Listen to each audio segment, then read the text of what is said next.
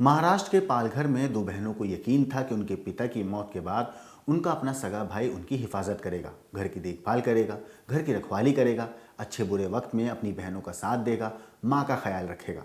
लेकिन ज़रा सोचिए, जिस भाई के ऊपर बहनों को इतना भरोसा था, उसी भाई ने अपनी बहनों को इतनी दर्दनाक मौत दी कि पुलिस वाले भी सुनकर हैरान थे।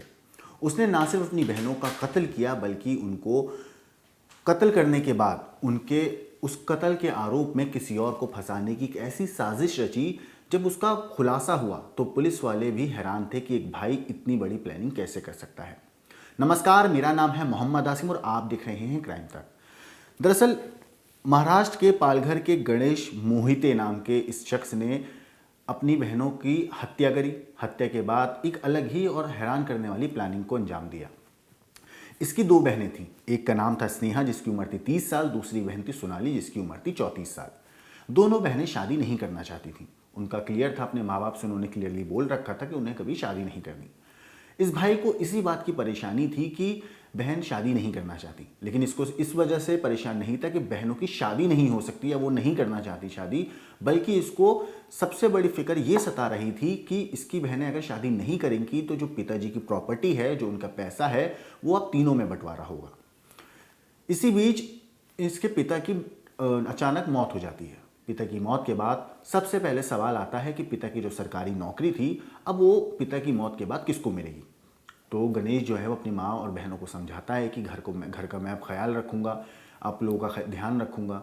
तो पिता की मौत के बाद माँ और दोनों बहनें इस बात पर राज़ी हो जाती हैं कि ठीक है, जो पिता की नौकरी है वो गणेश को मिल जाए। फिर साल 2021 में गणेश पिता की जगह वन विभाग के अंदर काम करने लगता है। इसी बीच गणेश के दिमाग में एक अलग ही फितूर सवार होता है।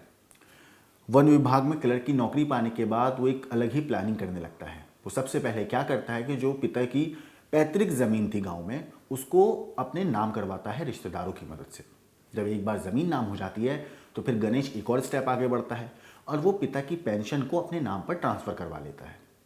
अभी तक बहनों को ये नहीं पता था कि गणेश जो है पहले ज़मीन और फिर पेंशन अपने नाम करवा चुका है। लेकिन जब बहनों को इस बात की जानकारी हुई तो बहनों ने सबसे पहले गणेश से इस बारे में पूछा। उसके बाद जब बहनों को पता चला कि रिश्तेदारों की मदद से उसने इतना बड़ा काम को अंजाम दिया है, तो उनकी बहनों की अपने रिश्तेदारों से बहस हो जाती है जो उसके पैतृक गांव में रहते हैं। ये लड़ाई, ये झड़प इतनी बढ़ जाती है कि दोनों बहनें उन रिश्तेदारों के खिलाफ हत्या की कोशिश का मुकदमा दर्ज करवा देती हैं पुलिस स्टेशन में। अब जब बहनें हत्या की कोशिश का मुकदमा रिश्तेदारों के खिलाफ दर्ज कराती हैं तो गणेश के दिमाग में यहाँ पर एक प्लान आता है। गणेश क्या करता है, वो सोचता है कि बहनों ने तो पुलिस में कंप्लेन कर ही दी है और अगर बहनों का कुछ हो जाएगा तो पुलिस उसे तो पकड़ेगी नहीं, क्योंकि शक की सुई जाएगी रिश्तेदारों पे। तो गणेश प्लान बनाता है और उसके बाद 15 अक्टूबर को नवरात्रि के कार्यक्रम में शामिल होने के लिए अपने पैतृक गांव अपने परिवार को लेकर जाता है। उसके गांव, जो पैतृक गांव था, उसका नाम था रेवडांडा। रेवडांडा में उसका जाने का मकसद सिर्फ यही था कि वो वहाँ जाएगा और अपनी बहनों का कत्ल करेगा। वहाँ कत्ल होगा तो बहनों की हत्या का आरोप जो है रिश्तेदारों पर आएगा, ना कि गणेश पर आएगा। मीडिया में आई खबरों के मुताबिक इस पूरे मामले पर लोकल क्राइम ब्रांच के एक अधिकारी ने बताया है कि मोहिते को पता था कि अगर वो पालघर में ही बहनों की हत्या करता है तो वो सीधा शक उसी पर जाएगा। रिश्तेदारों और उसकी बहनों के बीच पहले भी झगड़ा हो चुका था, इसीलिए वो उनको लेकर वहां गया था, मतलब उनके पैतृक गांव गया था। बहरहाल मोहिते जब वहां पहुंच जाता है तो फिर एक दिन मोहिते अपनी बहनों के लिए सूप लेकर आता है। वो अपनी बहनों को सूप देता है। बहनें बड़े आराम से भाई पर भरोसा करके वो सूप पीती हैं। इसी बीच सूप पीते पीते उसमें से एक बहन ये बोलती है कि उसे पानी पीना है, तो माँ घर के बाहर रखे हुए ड्रम से पानी लेने चली जाती है। गणेश इतने में बोलता है कि उसे नवरात्रि के कार्यक्रम में शामिल होना है, तो मैं जा रहा हूँ। वो अपनी बहनों को घर पर छोड़कर, माँ को छोड़कर नवरात्रि के कार्यक्रम में शामिल होने के लिए घर से निकल जाता है। इस बीच जो इसकी बड़ी बहन थी सोनाली, उसका फ़ोन गणेश के पास आता है और बहन बोलती है भाई से कि उसको कुछ ठीक नहीं लग रहा है, उसकी तबीयत खराब हो रही है, तुम घर आ जाओ। गणेश को तो पता था, क्योंकि उसने सूप के अंदर जहर मिला रखा था। फिर भी गणेश जानकर अपनी बहनों की और ज़्यादा तबीयत बिगड़ने का इंतज़ार करता है और काफ़ी देर के बाद वो घर पहुंचता है। घर पहुंचने के बाद वो अपनी बहन को लेता है और अलीबाग के सिविल अस्पताल में वहाँ पर उसे लेके जाता है, जहाँ पे 17 अक्टूबर को उसकी बहन सोनाली की मौत हो जाती है। इसी बीच अब वो अपनी दूसरी बहन स्नेहा और माँ को पूरी तरीके से अपनी बातों में उलझा देता है।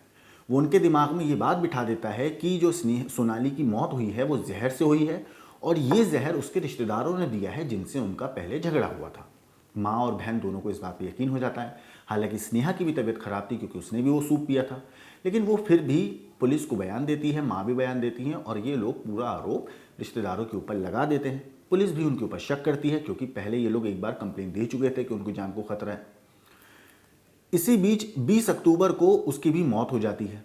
जो दूसरी बहन थी स्नेहा, उसकी तबीयत एकदम बिगड़ी और उसके बाद उसकी भी 20 अक्टूबर को मौत हो गई। अब पुलिस को पता था कि मरने से पहले स्नेहा ने उन रिश्तेदारों के खिलाफ बयान दिया, उन रिश्तेदारों के खिलाफ पुलिस को बताया है। पुलिस उन रिश्तेदारों से पूछताछ करती है। रिश्तेदारों से जब बातचीत होती है तो बताते हैं कि जो ड्रम से वो बोल रहे हैं कि पानी पिला के उनकी मौत हुई है, जहर था उस ड्रम में, उस ड्रम के वहाँ पे तो सीसीटीवी लगा हुआ है, आप चेक कर लो। जब पुलिस तफ्तीश करती है, चेक करती है, तो पता चलता है ड्रम के साथ तो किसी ने छेड़छाड़ की ही नहीं थी। पुलिस को और भी शक तब होता है क्योंकि गणेश की माँ ने ये बताया था कि उसी ड्रम से उसकी माँ ने भी पानी पिया था। अगर ड्रम में जहर होता तो उसकी माँ की भी तबीयत खराब होती, सिर्फ बहनों की ही क्यों होती? पिया तो पानी तीनों ने था क्योंकि। पुलिस को शक तो होता है। इसी बीच पुलिस को पता चलता है कि गणेश का अपनी बहनों से प्रॉपर्टी को लेकर थोड़ा झगड़ा चल रहा है काफ़ी दिनों से। अब पुलिस को गणेश पर शक होना शुरू हो चुका था। पुलिस क्या करती है, गणेश को पूछताछ के लिए बुलाती है। पुलिस उससे पूछताछ करती है।